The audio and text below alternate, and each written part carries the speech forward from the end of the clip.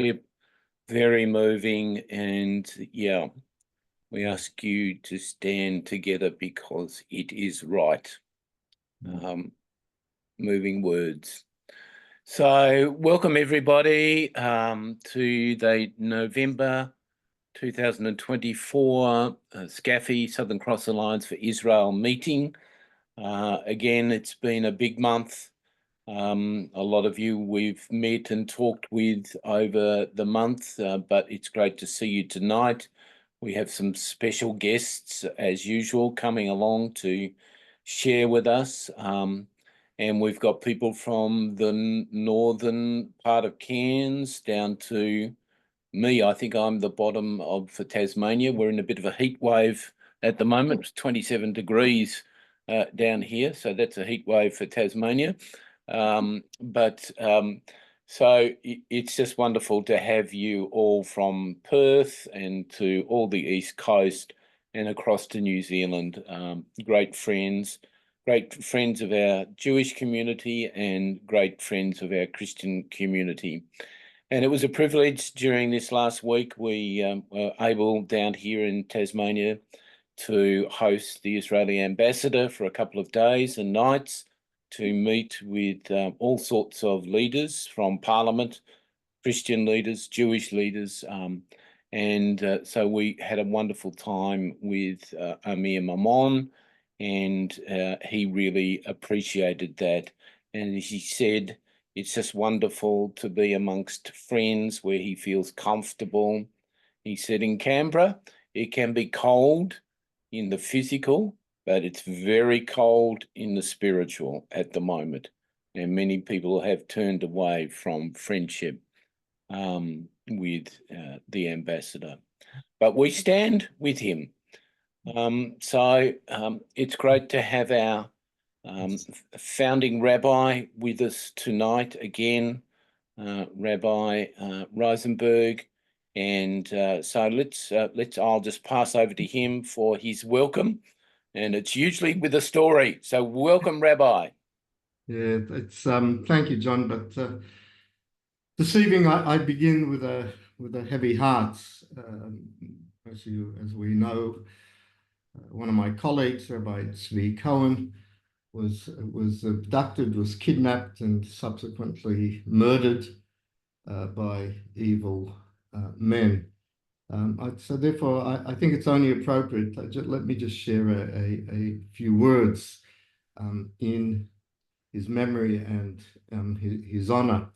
His passing actually is particularly painful in that it's on this weekend that all Chabad rabbis gathered together in New York.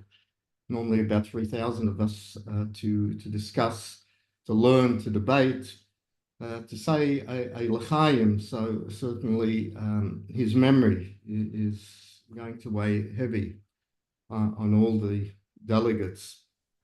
I find it moving that in our weekly Torah reading, we conclude the story of Abraham and Sarah. Abraham, who was acknowledged as the founder of the three great religions of Judaism, Christianity, and Islam. He brought belief of one God into that pagan world, in a world where people worship natural forces, the sun and the moon, and visible gods. He said there is but one God who is invisible, the creator of heaven and earth. And he had a marvelous strategy how to deliver his message. And he had an inn at the crossroads, and he invited weary travelers in, and he gave them to eat, he gave them to drink, he gave them lodgings. And when they were about to leave, he said, thank God for this hospitality. And if they did, he blessed them on their journey. If they refused to acknowledge the one true God, he gave them a bill of 10,000 shekels. They all jumped back. 10,000 shekels, are you crazy? For 2 nights lodgings, he says, where else would you find lodgings in a desert? This is the price. And they ultimately said, Baruch Hashem, blessed be God. Certainly in this vein, all my colleagues, all my Chabad colleagues set up inns around the world, and some near and some far. They say you can always find two things around the globe, Coca-Cola and Chabad rabbis. They're always a welcoming home. They're always an inn to come where we can refresh our bodies and our souls. And Rabbi Kogan chose, of all places, the United Emirates there in Abu Dhabi. It's interesting. He actually had a supermarket where he sold kosher food there, and he called it Rimon, the Rimon supermarket. The Rimon is a pomegranate. And a pomegranate is that wonderful Israeli fruit that we believe has 613 seeds corresponding to the 613 commandments. I'll leave it up to you to count those seeds next time you have a pomegranate. But certainly that's what he did. He gave people to eat and to drink, and he brought them closer to God through his wonderful, warm personality. So I want to just include as well to say a chapter, Psalm 29 in his honor. We have a wonderful custom that we say the psalm of our forthcoming age, and he was 28, so he would have been saying Psalm 29. I'm sorry for the short notice, but certainly if we've got Psalm 29 there, please join me. A psalm, we'll say this in his honor. A psalm of David, render to the Lord, the children of the mighty, render to the Lord honor and strength. Render to the Lord honor due his name. Bow down to the Lord in his resplendent holiness. The voice of the Lord is over the waters. The glorious almighty thunders. The Lord is over the mighty waters. The voice of the Lord resounds with might. The voice of the Lord resounds with majesty. The voice of the Lord breaks cedars. The voice of the Lord shatters the cedars of Lebanon. May it be very soon. He makes them leap like a calf. Let Lebanon and Sirion like a young wild ox. The voice of the Lord strikes flames of fire. The voice of the Lord makes the desert tremble. And that's actually where he was, in the desert. The Lord causes the desert of Kadesh to tremble. The voice of the Lord causes to carve, strips the forest bare and his sanctuary, so that all proclaim his glory. The Lord will give strength to his people, and the Lord will bless his people with peace. And let us all respond by saying Amen. Is Rabbi Jacobs there? Is he ready? I'm just trying to see where he is, but I can't see him. If you're there, Rabbi Jacobson, just unmute yourself. But I'm not sure that he's there yet, Rabbi. I can't see him. No. In the list either. So Yeah. do you want should we go with that clip first then?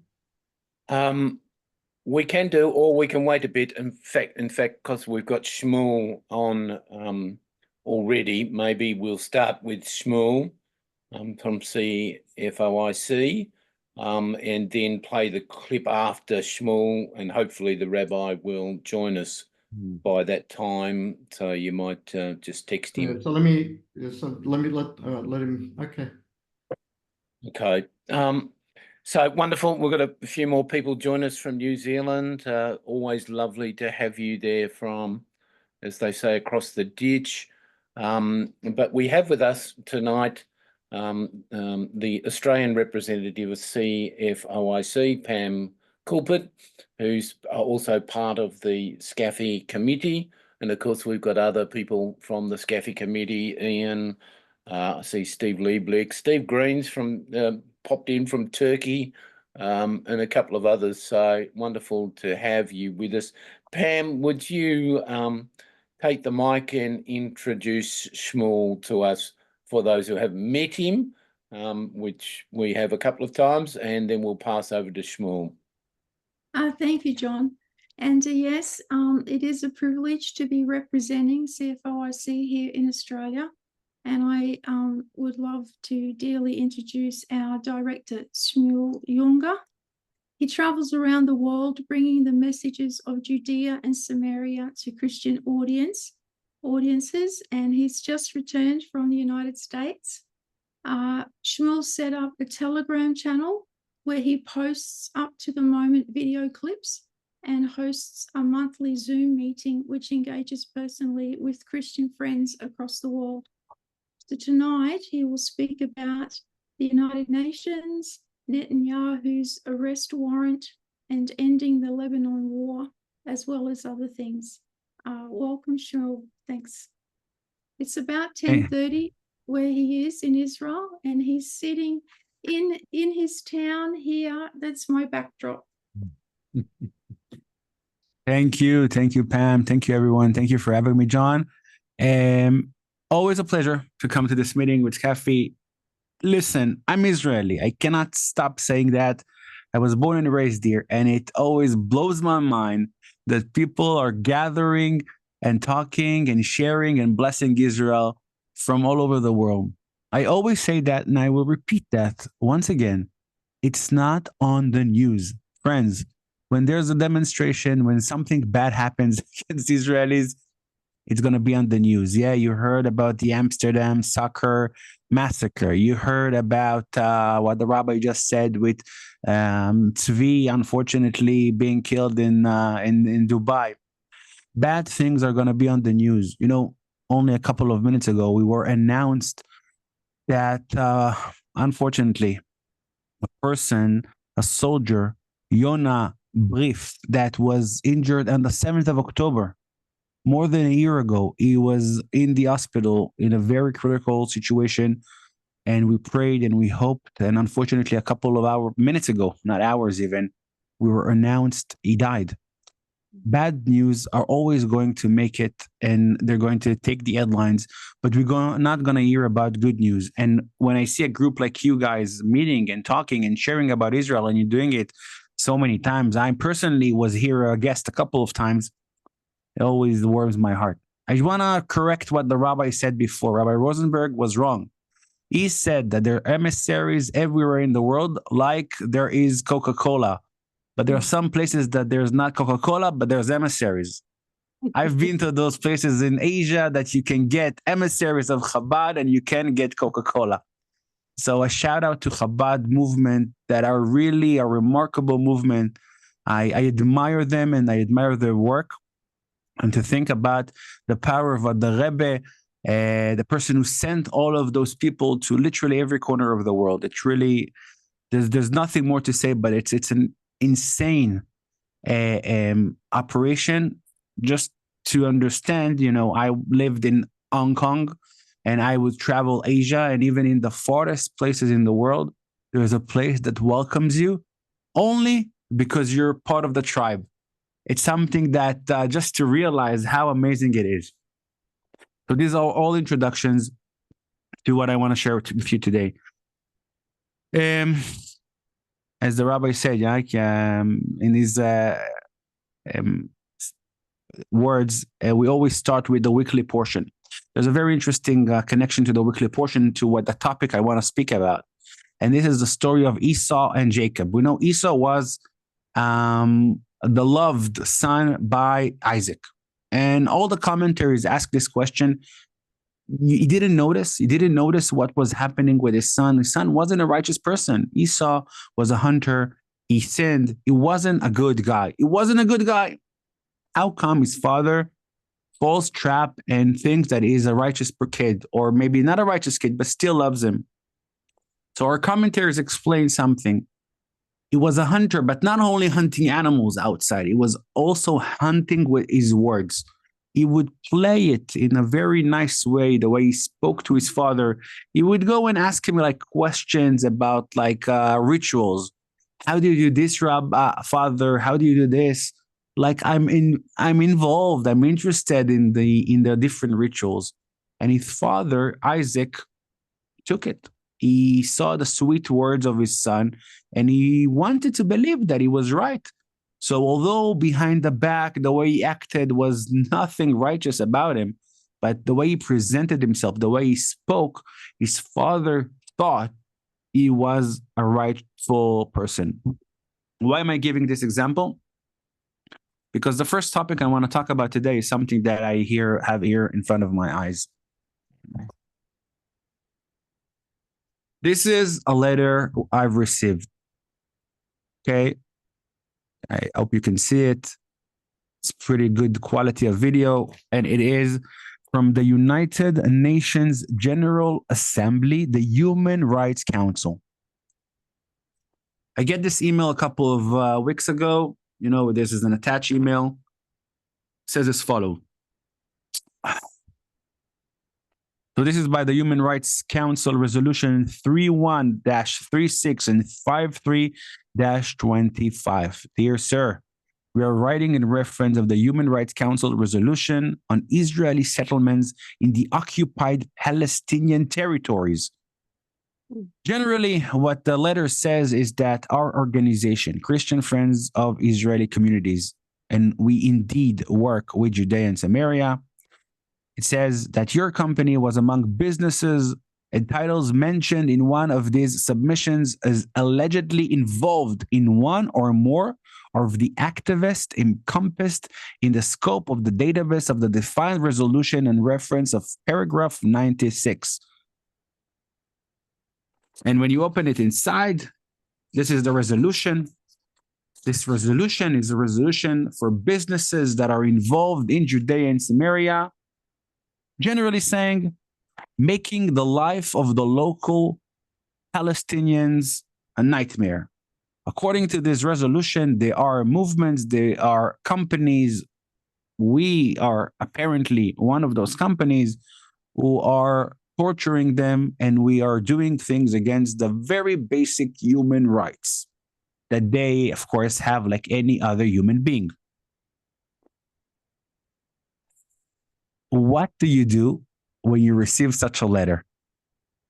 What do you do when an organization that's been around for 27 years and was doing everything possible only to make the life of the people here who struggle because of terror, because we are being attacked and we are being really, our life is tortured by the locals?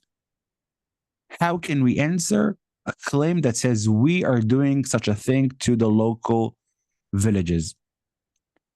And at the beautiful song that was played before by the Wallers, there was a sentence, I'm quoting, I wrote it to myself. Why is everything so complicated when all you want is peace? Such a simple message and such simple reality. If you ever visited Judea and Samaria, where we live, I think what you will see is a very clear perspective. We live in communities that are literally, bubbles among crowd of villages that are expanding more and more with no legal grounds. They just build new houses as they are being born and developed. And every home that we build is going through a long list of bureaucracy and procedures and approvals. And generally the saying here is that if there's a word that's connected to apartheid, is if you're going to come and visit here, you will see big red signs in the entrance to the Arab villages that says it is against the law and it's a risk of your life to enter these villages and these towns. Again, villages and towns that are Palestinians.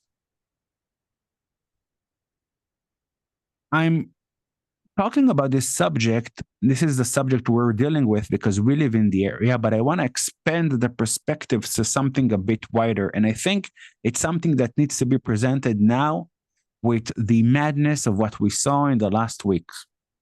My friends in Australia, your government did not allow a former MK and minister in the state of Israel, Ayelet Shaked, to enter Australia, Canberra, for a conference or something that she was invited for because of her opinions about the two-state solution. The ICC just issued an arrest warrant against our prime minister and against the former defense minister.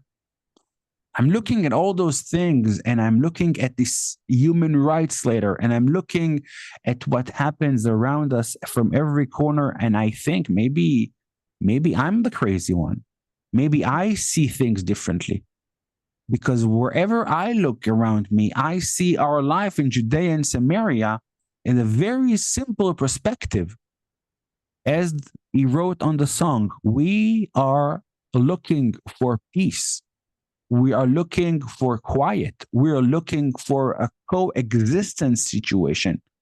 And while everything we see around us always comes from the other side, it's not the 7th of October, and it's not the Lebanon, and it's not the terror, and it's not everything you go and you see around us, the streets we go.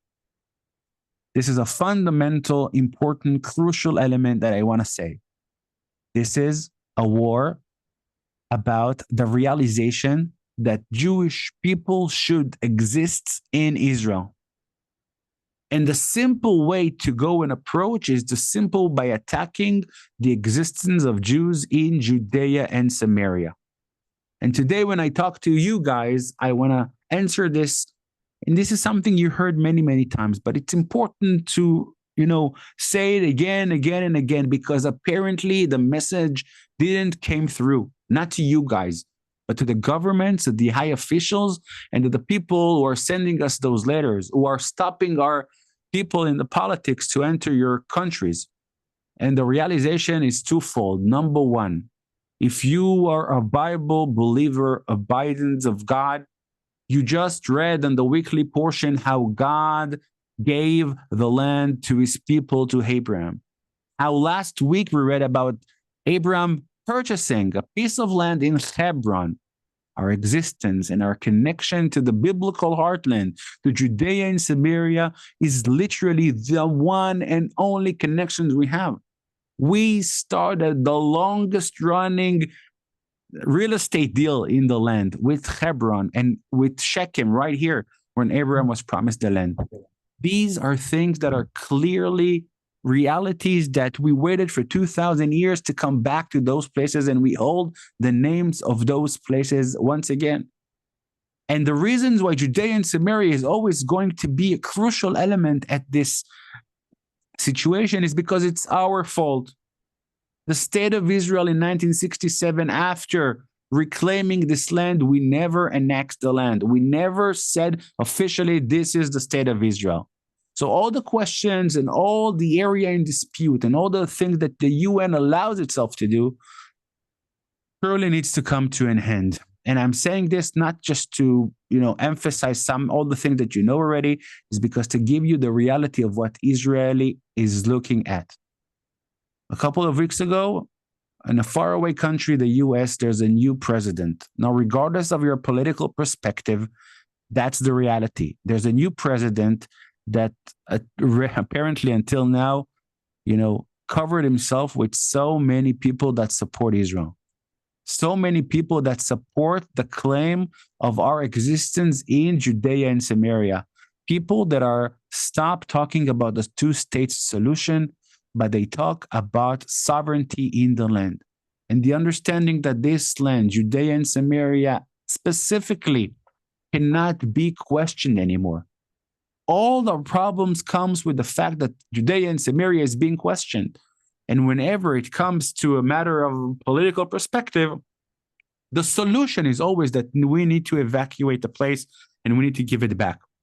I want to remind you all that this exactly happened in 2005 in the Gaza Strip. Our communities in Gush Katif sat there, and because the state of Israel is looking for peace, we evacuated all our communities from Gush Katif, and you saw the results on the 7th of October. Can you imagine what would happen if Judea and Samaria will be evacuated from Israel's inhabitants, communities, and army? We have a serious situation here. And as I said, there's the element from the biblical perspective, and this is the element of the security perspective. You go, you look at the map, and you understand we are on the mountains. Judea and Samaria, it's all the mountains of Israel, and this is a crucial area that we need to protect. The kind words and the words that Esau takes the heart of his father Isaac are exactly the word of the locals that are fighting and saying this is their land, that we are doing things against their human rights and whatever. We know, we claim, we say this is a lie. It is not the reality. We live here in peace when it's possible. We only want to secure the life of us and of our children. For 2,000 years in exile, we waited to come back to the land, to come back to the cities of God in the mountains of Judea and Samaria. And from that moment, everything we want is just sit there, dwell there, and develop our homes. But there's constant attempts to delegitimize our place, to attack us. I always mentioned my son drives to school on a bulletproof bus, and this is the reality of life. And I'm saying it because as we speak, in a couple of hours from now, there's going to be a sign on the end of the war in Lebanon. You can hear it already. If the Lebanon war or operation, let's call it, it will finish, the next thing will be an agreement or something that's going to stop what happens in Gaza. Hopefully, the hostages are going to be back in our hands. And then the next phase will be, again, how do we solve this problem? And when you're going to go to these problems of how we solve the problem, Judea and Samaria will go back again to be the main issue and the main topic. Gaza, we're not there. Lebanon, we're not there. Are we going to stay in this area? Are we going to stay and protect this place? This is our homeland, the biblical heartland and connection. And when I look at the situation and I look at the struggle and I look at what every Israeli can feel in the last year and a half for almost, the struggle, the war, we had enough. We're tired. We want a bit of quiet. I really do hope that the last election in the US and the fact that we realize what we're fighting against in Gaza, what we saw on the 7th of October, and the fact that we saw a rising of antisemitism all over the world, now with the peak of the murder of Rabbi Tzvi. I hope all of those elements will be clear enough and somebody can articulate, can show, can tell the world, look at what the people of Israel are going through. Look at their story, look at the struggle, look at the situation. Do you understand now it's not a problem of territory? Do you understand now it's not a problem of this or that settlement sitting on that or this hill? It's a problem and a question about our existence in this region, in a Jewish state. And when this is the topic, I hope you, our friends from all over the world, are going to stand in to be in our side and say, this is the Jewish state of Israel. Let them be. In February, I will be coming to Australia. Pam has organized an amazing schedule, and I will be traveling literally, I think, all over the country to talk and to share with our friends there about our situations, about our life. As I said, it wasn't an easy year.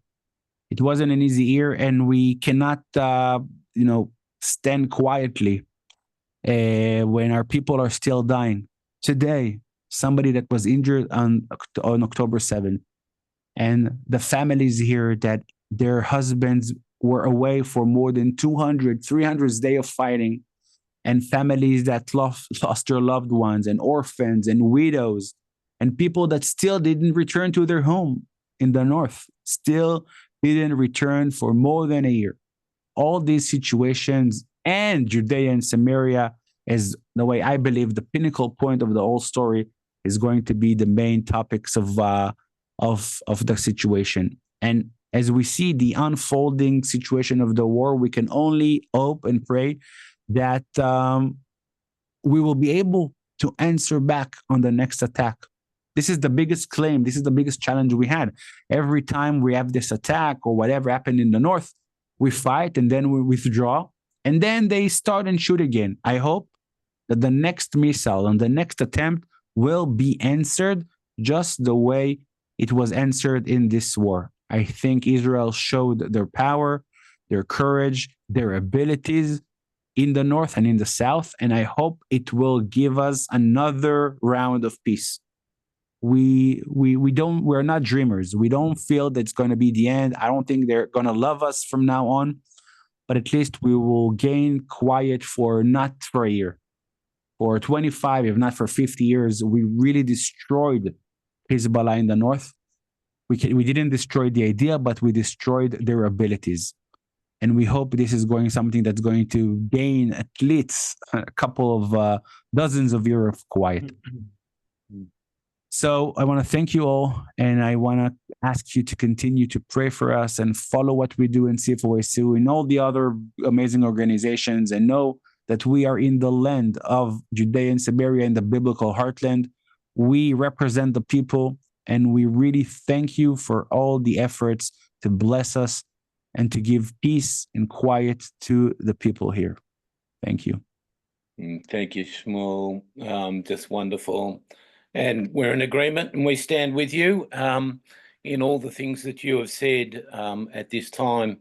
So we are with you, and we look forward to seeing you in February. We'll actually speak a bit later about that schedule. Maybe Pam will post it, and we'll post it out to everybody in all the times and meetings that they can meet with you. And as Pam said today, we're going to be approaching a number of our church leaders to come and see you as well.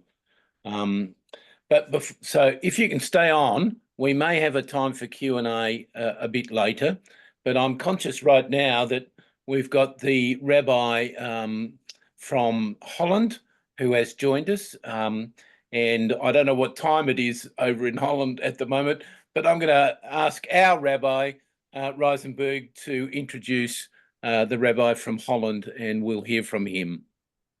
Yeah, thank you, John.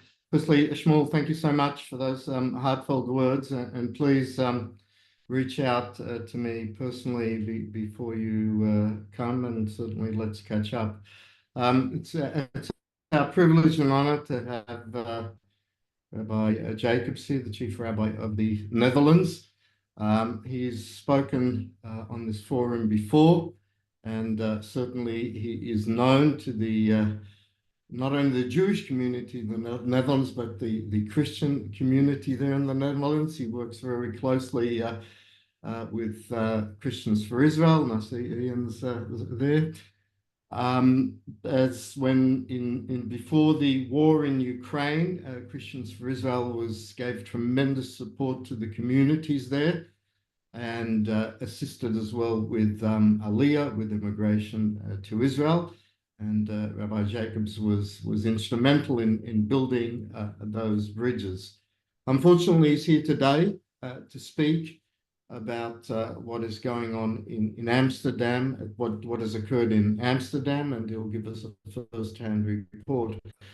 But before he begins, let us not think for one moment that these events are only overseas and they're not here in Australia. Well, let me tell you from first-hand experience, last night here in Melbourne, what occurred wasn't on the scale of what happened in Amsterdam, but let me share with you very briefly before Rabbi Jacobs begins. As you know, Ayala Chachar was stopped by the Labor government from coming to Australia, even though she'd been given a prior visa 2 years ago.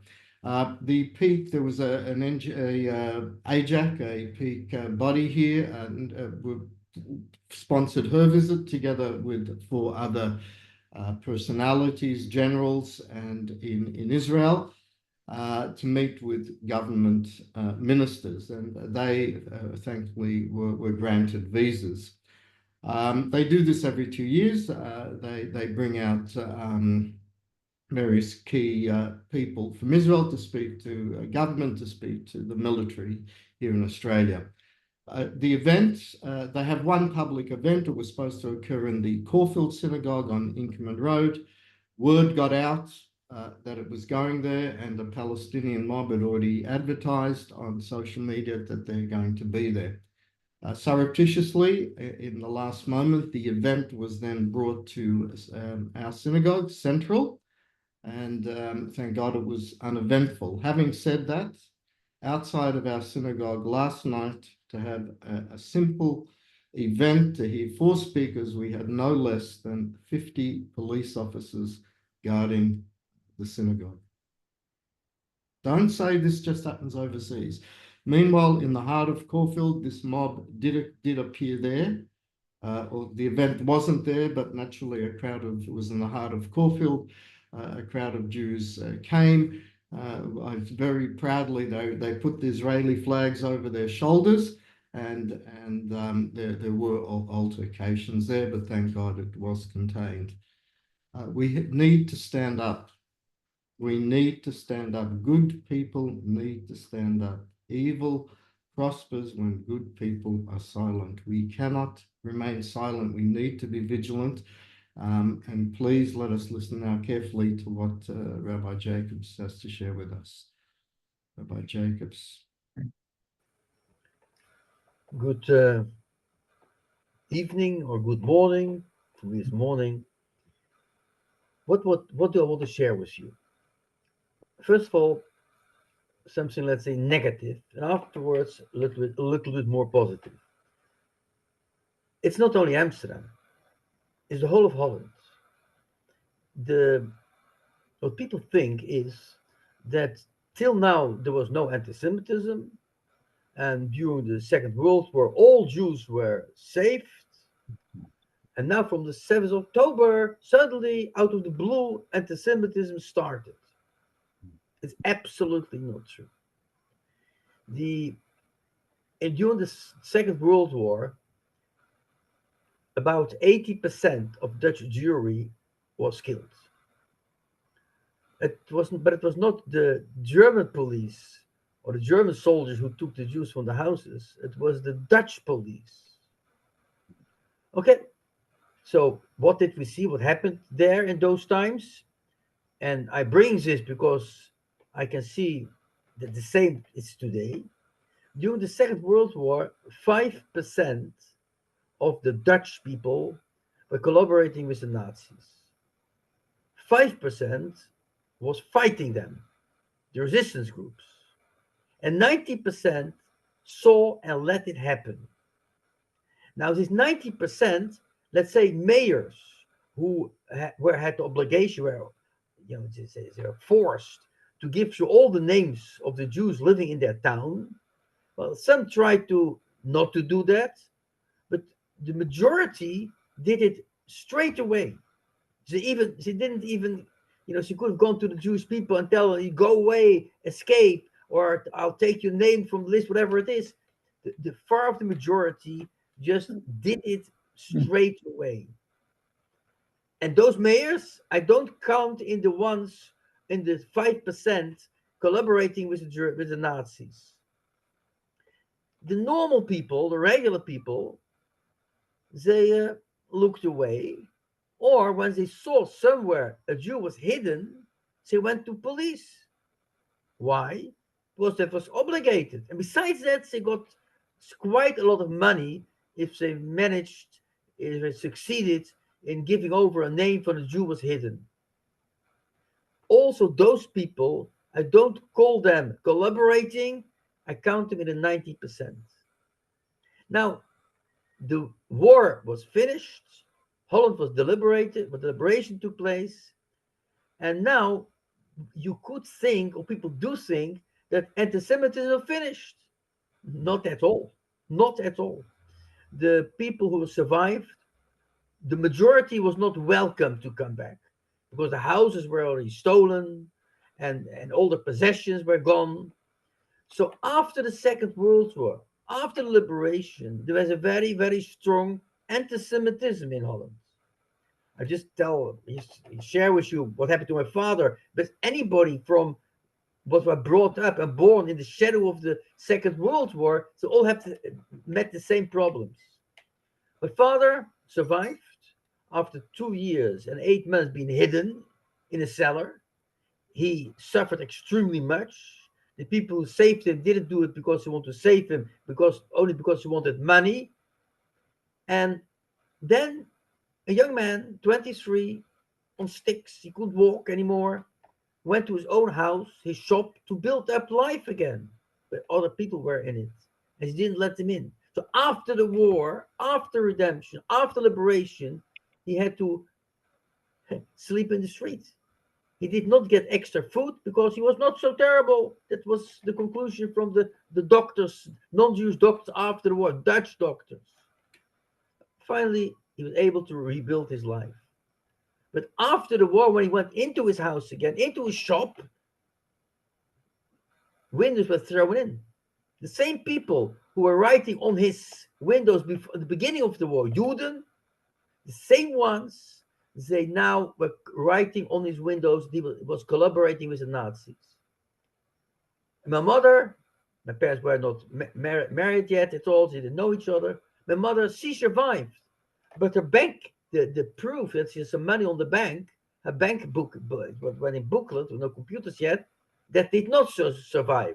So she never got back the money, what was in the bank, and everyone knew and could see that it was given there, and it was there before the war. So I myself already warning years and years and years, be aware, anti-Semitism is still there. And yes, today it is more the Islam, the Arab people who are living here. On the other hand, during the Second World War, when 80% of my family was killed, there were no Arabs and no Islam in Holland at all, and nevertheless they were killed. It's too easy to throw everything on the Muslims. Now it happens. Do I think that anti-Semitism started on the 7th of October? Not at all. It started years and years before. It was more and more, it was the whole time there, but it was made visible. It became more and more visible already, let's say 10, 15, 20 years. Every time a little bit more visible. It's already for 15 years that police advised me, police who like me, yeah, then I'm speaking at the top of the police, don't use public transport. So it's already 15 years I'm not using public transport. And my house has been surrounded by cameras. And not since 7th of October, no, already I think 10 years. Why? Windows were thrown in. Cars were driving into us. What I want to emphasize is, it's not a new phenomenon. It was growing slowly, getting more and more visible. And then the 7th of October, it got a push to put itself more into the picture. And then, of course, a few weeks ago, with the football match, it got even worse. Am I scared? No, I'm not scared at all. Can I walk in the street? Yes, I could. And I can, and I do. But let's say if I take a walk at night when it's dark, then I won't walk by myself anymore.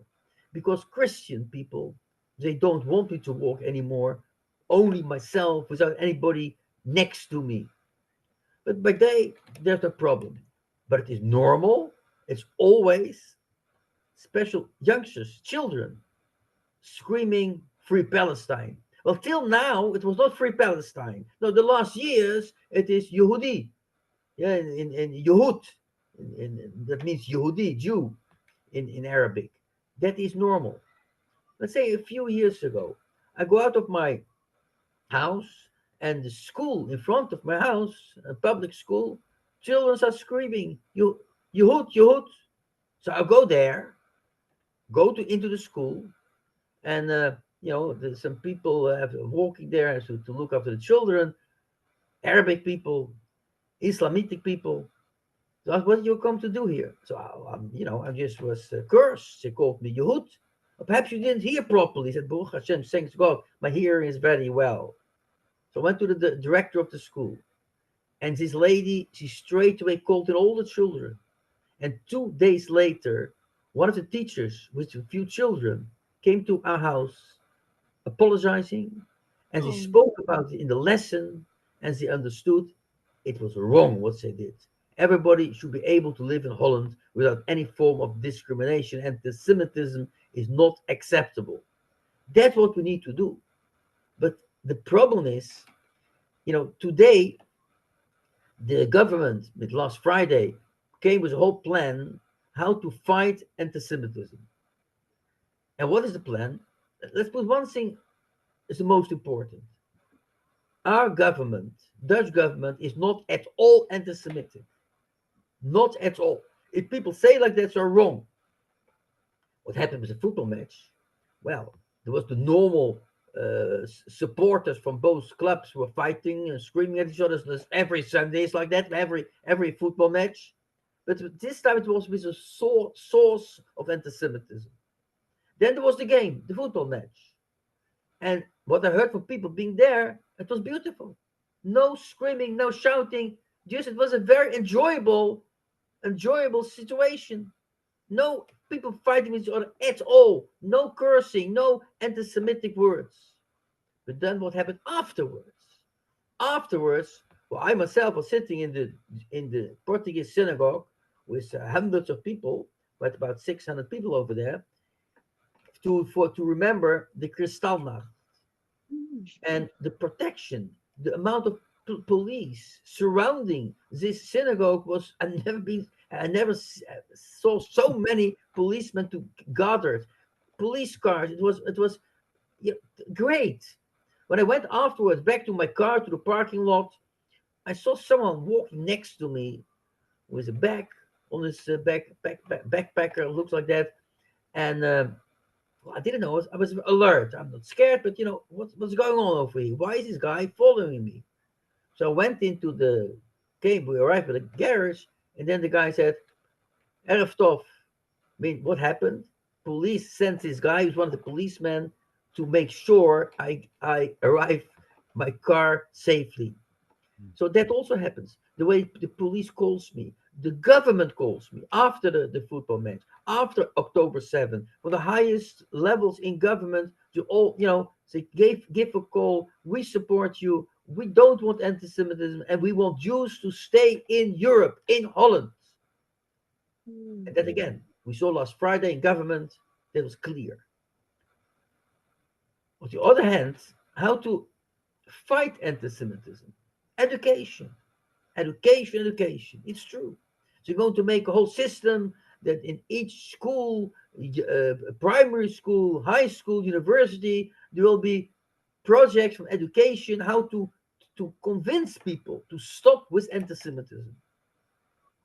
That's all very nice. But the question is, of course, even if you have a very nice system with a very nice video, who is going to present it? Is the guy who's the teacher who's going to present it perhaps scared for the parents, for some parents who are really anti-Semitic? So how is he giving it over, the message? And it's another problem, because anti-Semitism doesn't start in school. It starts at home. And at home, what message are parents giving their children? The children who are cursing me, calling me Free Palestine, whatever it is, they got the education at home from little babies. They know already you have to hate Jews. I give you one example, and it is an example because it's always like that. There was a mother, a Moroccan mother, and she was holding a child. It was not her own child, it was obvious, a boy from about 7, and he was screaming and shouting. He was scared. She brought him to me, forced him to come to me, and the boy was shivering because he was taught that the rabbi, me, wants to take out his eyes and give it to children in Israel who can't see properly, who need a different eye. So he was scared, very scared. Well, if you bring up children like this, being so scared, what can you expect? They run away from me. Or even if they're a little bit older, they are prepared to fight Jewish people in Holland. So as long as we can't solve this problem, and as long as we accept people, listen, people from outside who have problems, they got persecuted, whatever it is, and they're coming from the Arab countries to Holland, I'm in favor of this. But we have to tell them, listen, you can keep your religion or whatever you want, or whatever you are. But one thing, in Holland, you have to know women are not utensils, and you're not allowed to kill Jews. and you're not allowed to hate them either. And the same with homosexuals. Could be I'm against it. I think the family should be that is the most important for society. And I don't think homosexuality is a good thing. But I don't hate anybody who is homosexual, and I never ever will curse him or do something against. No, I can be very friendly with him. We disagree about certain issues, but this approach, the people coming from Afghanistan, they're brought up in a completely different way. So if they are here and arriving, we should tell them, this you have to accept. We'll give you a bed, we'll give you baths, we'll give you bread, but we also demand from you, and we'll train you to look at certain things in a different way. Once a person asked me, gave some lecture somewhere, when do you think there will be peace in the Middle East? My answer was, as long as there are millions and millions of booklets in what there's written that you should hate Jews and you should kill them, and Israel, the state of Israel, is not allowed to exist, as long as millions of children get brought up, educated with this approach, you won't have peace. So how's the situation in Holland? We should be careful not to exaggerate. Therefore, I'm against using the word pogrom for what happened. A pogrom is, in my opinion, when the church or the government calls upon the people that in that date we're going to kill the Jews, we're going into their ghetto, and we'll destroy everything what we can eat, could be destroyed. But here, government, perhaps they did not know how to deal with it when it happened after the match. Suddenly everywhere people turning up and start screaming and making problems. Perhaps they dealt wrong with it, could be, but that's not because they are anti-Semitic. No. So our government is not anti-Semitic, but there's a serious problem, and it is the education of children. Because those children who call today, scream at me, Free Palestine, what will they do in 10 years' time or in 5 years' time? Will stay with screaming. So what can I tell you? Hakol b'dei shomayim. Everything comes from above. And like Sarah is written, she was 100 years and 20 years and 7 years. And Rashi explained why it's not written 127. Why it's written 127 to emphasize that under, if she was young or she became more adult, even when she went old, she stayed always the same Sarah, believing in God and understanding Hakol b'dei shomayim, everything comes from above. But the same I would say to us, to myself. Whatever are the circumstances around you, whatever happens, we should always realize we should stay the same proud Jews. We should never ever think about it to leave the Jewish community. We should not take off our yarmulke. We should not hide our Magen David. No, we should stay strong. And like we read in the Haggadah, it's Pesach, B'chol dor v'dor. In every generation, there will be people who try to kill us. Shlo echat bilvat. Not only one nation or one group of people or one person will go against us. But if you read properly, there's not written Shlo echat bilvat. Nobody. There's always will be someone who will be against us. If you read it properly, there's written Shlo echat bilvat. The very fact that we're not united, that is our most serious problem. So what I want to wish all of us, that of course, Hakol b'dei shomayim, everything comes from above. We'll be asking HaKadosh Baruch Hu, please make sure that the things come from above are pleasant and good ones. At the same time, I call upon all of us, and I see it happen because the 7th of October, terrible, unacceptable. But on the other hand, we see also unity, more unity. And unity is the best weapon against any form of anti-Semitism. God bless all of you, and may we all see soon Biyat HaMashiach, the coming of the Mashiach, and then it will be shalom, peace, for each of us, for every nation, for every creation in this world. Thank you that was allowed to participate in your important and pleasant meeting. Thank you, Rabbi. Wonderful and insightful. And it's great to see that you got some support from your government. I wish I could personally say the same in Australia at the moment, but it's not the case. We may talk about that in a minute, but it's wonderful to have you on, and our blessings are with you and for your protection and the growth of what is happening in your community over there. Just prior to inviting you onto the meeting, Ian Warby from Christians for Israel had contacted their representative in CFOIC in Holland, and we've got a clip from, I think David's going to show it. Ian, do you want to talk for a minute and just tell people what it's about? Yeah, thank you very much, and very good to see you, Benjamin Jacobs. We had a good time together last time we were in Israel and in Ukraine, working with Christians for Israel in Ukraine. So yes, we've invited, as a response to what happened in Amsterdam, to get a response from our leadership of Christians for Israel, which has its base in Nijkerk, the Israel Center. And so I asked the executive director of Christians for Israel, Reverend Cornelus Cant, to give us an update and a response to the horrible things that happened in Amsterdam during the soccer match. And so we will hear a short presentation from Cornelus. Thank you, David.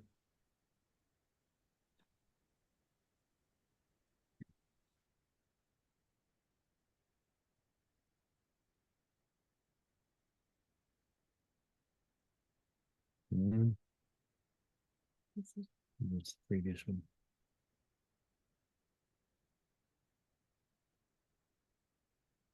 That took place on Jews last week in Amsterdam, the capital city of the Netherlands. When we look back, what happened? There was a soccer match between an Israeli and a Dutch team that were already friends for many years. Over 2,500 Israeli supporters came to the Netherlands to watch the match, and the atmosphere during the match was very good and very friendly. After the match, suddenly a lot of attacks took place on Jews in the streets of Amsterdam. Many Jews were hunted, thrown into the canal, beaten and mistreated, and we may say that it is a miracle that really in this miracle no death occurred. And the question rises, did the Dutch relationship with Israel and with the Jewish community deteriorate over the years that this tragic event could happen in the Netherlands? Let's realize that this is the first pogrom, the first huge attack on Jews, so well organized since World War II. And it's a shame for the Netherlands, it's a shame for our society, it's a shame that we'll work through perhaps for many years ahead. Did our relationship with Israel deteriorate? Well, the Netherlands have a long tradition of friendship with Israel and friendship with the Jewish people. Amsterdam and the Netherlands were already centuries ago a safe haven for Jews who fled away from persecution. And also in the 60s and the 70s, the Dutch government was assisting Israel when they were in war in 67 and 73. But what happened in Europe is that the way of thinking, the concept of thinking towards Israel made a shift over the last decade. Since the 80s and the 90s, there was a shift. People shifted towards standing with Israel. They shifted towards sympathizing with the Palestinian narrative that was created by Yasser Arafat. And the Palestinian narrative is more and more popular, mostly among parties in the left spectrum of politics.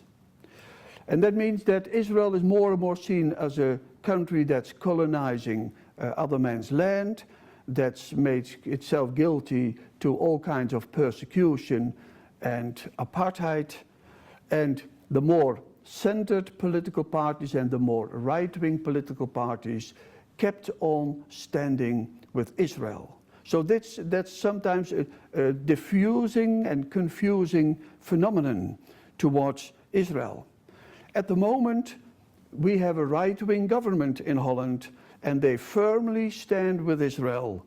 And that's very important that we keep on standing with Israel, because what happened last week in the Netherlands is totally anti-Semitic, and it's horrifying, and it makes us deeply concerned about what's the future for Jews in Europe, what's the future for Jews in the Netherlands. It's a fact that most of those rioters who fought and attacked the Jews in Amsterdam are from a Muslim minority, mostly the second and the third generation of Moroccans and Syrians and Turkish people who came to the Netherlands to work, but their second and third and fourth generation more and more radicalized in the Islamic sense and radicalized against Jews and sometimes also against Christians. This is a huge problem that even is admitted by our Prime Minister. We have to deal with a problem of the problem of integration of people from other parts of the Mediterranean in the Netherlands. And we hope that our government now will stand with Israel and will take tough decisions and tough measurements to deal with this problem, because if they don't do that, then this problem will increase and the situation for Jews will deteriorate in the Netherlands and in Europe. So how can we support Israel? How can you support Israel in your country? Well, as Christians, we can pray for Israel. It's very important to keep on praying for Israel, but also pray for the Jewish communities in your own country and try to improve a good, friendly relationship with the Jewish community in your country, because not only Jews in the Netherlands are afraid, also Jews in all the other European countries are more and more concerned and afraid what will their future look like. So in your country, find good, friendly relationships with the Jewish community, support them and tell them that you stand with Israel and with the Jews. And we can pray for Israel, we can publish for Israel, publish articles to inform the society and also the church members in your country. I want to finish this word to you with a quote from Psalm 17, because Psalm 17 exactly tells us what happened last week. Verse 8 says, "Keep me as the apple of the eye, hide me in the shadow of your wings, from the wicked who despoil me, my deadly enemies who surround me. They have closed their unfeeling heart. With their mouth they speak proudly. They have now surrounded us in our steps. They set their eyes to cast us down to the ground. He is like a lion that is eager to tear, and as a young lion lurking in hiding places." Let's keep on praying for Israel, standing with Israel and the Jewish people. Thank you. Thank you, Ian, for organising that. A good message, and great to see and hear from your leader in Amsterdam, which is wonderful. It sounds like their government is quite supportive, which is great. And as everybody here on this program would know, in Australia, We don't have that support from our current government. And as all would know, over the last week or so, that our foreign minister and the government at the UN voted for the recognition of Palestinian occupation and rights over Judea, Samaria, East Jerusalem, and other parts. And we were absolutely horrified by that result. But I think both what Rabbi Jacobs has said and what Shmuel has said, you know, we can't sit back at this time. We have to stand up. And I would encourage each one of you to be writing physically by email or phoning your local MP, your representative, as I'm doing down here in Tassie. In fact, we had a meeting with 5 of the parliamentary members of the Tasmanian government last week, and with Amir Mammon, and we are saying to those particular members that we stand for Israel, they stand for Israel, and we need to bring this into governmental, spiritual and physical recognition. And so I would encourage you to write to your local member. We as bodies, I know Ian and Sarah from ICJ and others are writing to all senators and members of parliament about how horrified we are with that decision. But we need to stand up individually, and we need to stand up in our communities. And as Pam said to me this morning, we need to stand up in our churches for the Christians, because unfortunately a lot of our Christian leaders either don't speak or speak against the rights of the nation of Israel. Just before we go, we've got a few minutes before I'll pass to the rabbi to finish the meeting. Shmuel, I just wanted to say to you, you know, in that Judea Samaria area where we've got good friends from Yahavel and Dion Van Balen, who was an original member of the SCAFI committee, one of the founding members, etc. We read that, you know, that there's unrest on a regular basis there. There's attacks, etc., etc. What is the government saying about Judea, Samaria at this time? Listen, John, there's nothing to say. We've been doing this, and we've been living in this situation for years and decades already. The army is surrounding the area. We have the forces. We have people from the communities that help as well to keep the guards on, and a self-response team from our community. They are there all the time. But the natural situation in living in the region, and if you visited here, you surely remember, is that we live side by side. We drive on the same roads. We shop on the same shopping centers. We work in the same industrial areas.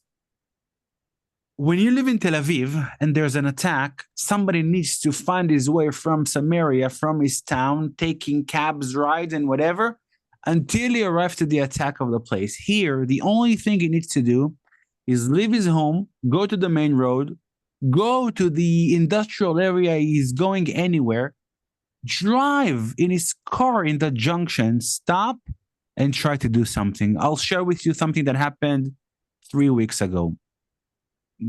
Devastating story. That's nothing less than a miracle. Happened in Shiloh. You saw it. I also posted on my Telegram. A kid is waiting on the side of the road for a car to pick him up. Here in Judea and Samaria, people know one another. We hitchhike, especially our youngsters, the youth, the teens. He's waiting on the side of the road. A Palestinian drives in his car. You don't call him a terrorist. It's just a Palestinian driving on the road like all of us. But something in his mind happens, in the driver's mind, and he decides he wants to kill this kid. Happened to be the kid is a cousin of my wife. There's actually two people. There was a boy and a girl standing there. So you see, he's driving straight, and the video caught it. And then he breaks the wheel into those two kids. One flies in the air, moves to the other side of the road and begins to run. He comes out of the car and he wants to stab him. Thank God there was somebody across the road, and he went and he shot him. So you understand the natural situation of attacks here is not something that needs to be fully planned and orchestrated. They can take their car and drive into a junction with Israelis. They can stop their car, go out and stab a soldier. So those kind of issues happen all the time. The more advanced and more complex terror attempts, they're trying it at all time. They never stop, and we do the best to stop them. So the natural problem of living or coexisting in the same situation brings us the problems over and over again. The government has our back. They want to protect us. They're fighting against the terror in the major cities, but you can understand where the focus now is in Gaza and in Lebanon. We will be the second and third or fourth priority. That's the reality of life here. And if you come and you visit our areas, you will see it. You see it with your eyes. When you come and you see it with your eyes once, you understand like what we're talking about at all time. Yeah, thanks, Shmuel. And we often have as a guest our friend in Lieutenant Colonel Daniel Jacobs, who's the IDF reservist commander with 500 troops, who has been up in that Judea and Samaria area over the last 8 weeks, and tells us the stories of how they've raided particular homes where they know the terrorists are, etc. But you can't judge just a nutcase who will drive his car into people. Shmuel, thank you, Rabbi Jacobs. It's been wonderful to have you tonight. Before we close out, just to give everybody an update, and Shmuel, when you're here in February, if we can arrange it with Pam, we will introduce you to the Israel Allies Caucus, which is a group of parliamentarians that will be formally announced on February, I think the 20th, in Parliament House. And they are supported. There's 45 to 47 members of Upper and Lower House who are supporters of Israel. We'd love to introduce you to them. And if there's a chance and an opportunity for you to speak with them, that would be great.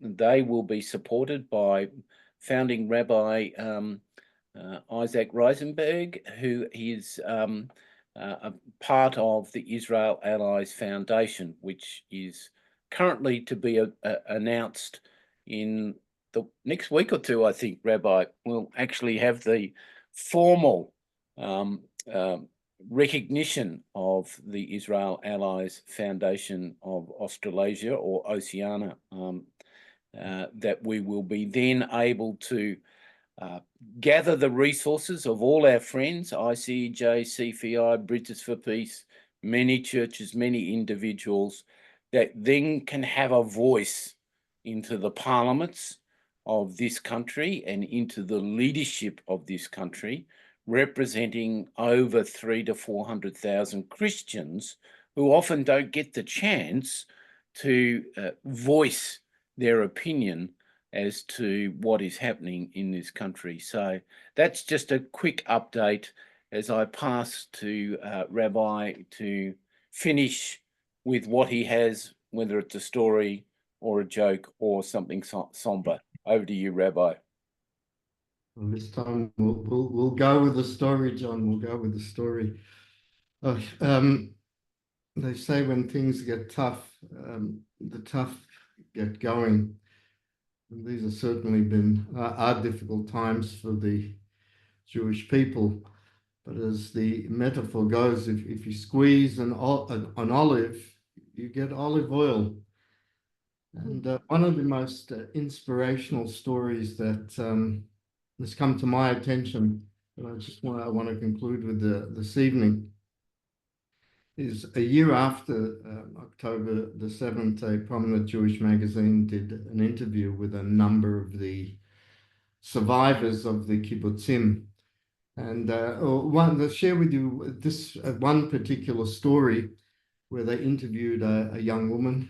Her name was Daphna. She was from Kibbutz Re'im. Remarkably, she was one of those, she was captured by Hamas and subsequently released in the first tranche. And she's walking around, and the reporter writes that she's walking around the kibbutz, and we've seen all the horrific scenes.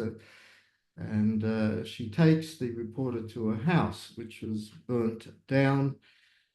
And they go inside, and she said that's where they found my mother and my sister. They were burnt to death. She then recounts how she worked. The reporter then continues looking through the kibbutz, and he asked her, were any synagogues, was a synagogue burnt in the kibbutz? And she says, no. And in fact, there were no synagogues in any of the kibbutzim burnt. And the reporter is startled. What, not one synagogue burnt? He says they couldn't have been burnt because not one kibbutz had a synagogue. You see, I've always identified myself as an Israeli and not a Jew, And truth be told, a week before October the 7th, a very prominent outreach rabbi from Israel called me, and he wanted to have a basketball match with the boys from the yeshiva and the boys of the kibbutz. And she said, Rabbi, what do you take me for, a fool? I know what you're trying to do.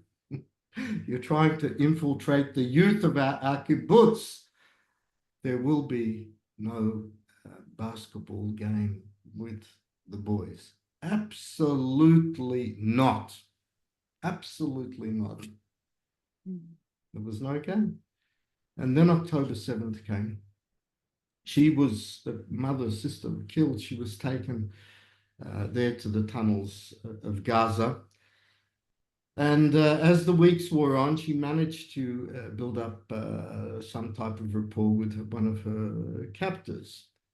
And she spoke fluent Arabic. And she asked him, why are you doing this to me? We are your friends. We are your cousins. We are the children of Abraham, like you. And he screamed out to her in Arabic, you are not the children of Abraham.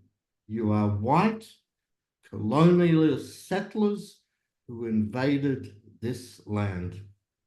And she continues, at that point, those comments touched my soul. And I began screaming, Ani Yehudit, I am a Jew, I am a Jew. And I kept on shouting it so loud that they actually had to put a tape over my mouth to shut me up, That man triggered my soul and reminded me that I'm an Israeli, but I am a Jew. And she then said to the reporter, I have made a promise that now that I've been miraculously released, the first building that they're going to build in Kibbutz Re'im is going to be a synagogue.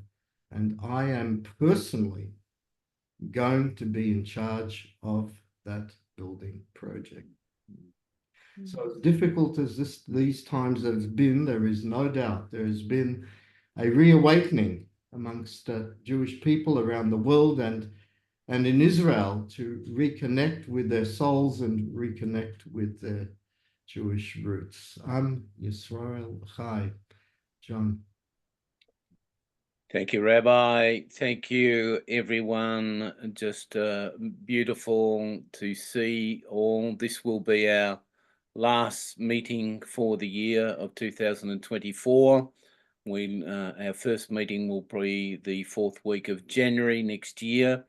So on behalf of all the members of SCAFI, all the committee members, all of you who are there from north to south, east to west, Israel, New Zealand, Australia, may you all have a blessed time over Hanukkah, over Christmas, and we look forward to seeing you next year. Shalom to everybody. Please unmute and say goodbye. Bye. Shalom. Shalom, shalom. Bye-bye. God bless you. Bye. God Bye-bye. bless. Shalom, everyone. Shalom. Bye. Night, everyone. Happy Hanukkah. Yeah. Shalom. Hanukkah, Shalom. Samaya. Yeah. I'm Israel. Hi. Amen. Israel, hi. Israel. Hi. Hi.